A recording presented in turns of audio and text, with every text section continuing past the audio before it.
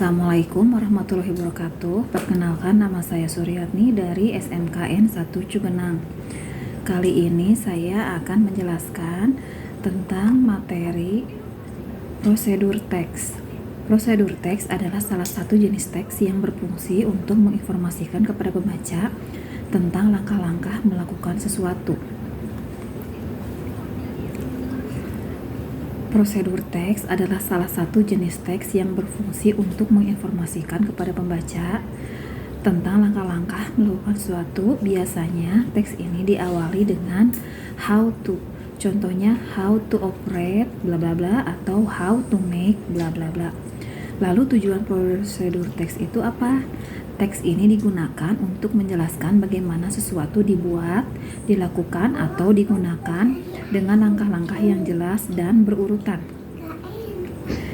Ciri-ciri kebahasaan prosedur teks.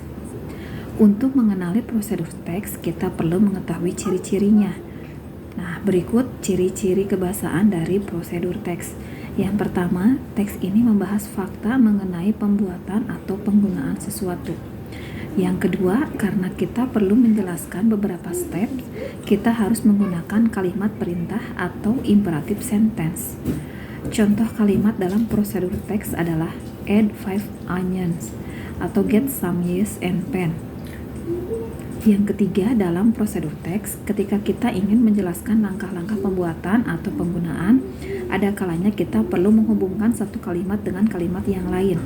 Maka dari itu, kita perlu kata penghubung atau connectives. Contohnya first, second, after that, then, finally, last, dan sebagainya.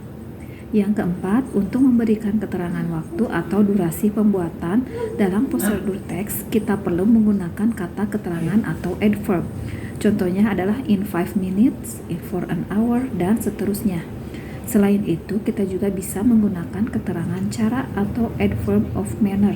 Contohnya slowly, fastly, rapidly, powerfully, and etc. Struktur prosedur teks. Setelah mengetahui garis besar penulisan prosedur teks, bagaimana cara menulis sebuah prosedur teks? Dalam membuat prosedur teks, penting untuk mengetahui apa saja generic structure-nya. Generic structure suatu prosedur teks terdiri dari aim atau goal, yang keduanya ingredients atau material, serta yang ketiga adalah step atau method. Demikian materi prosedur teks kali ini.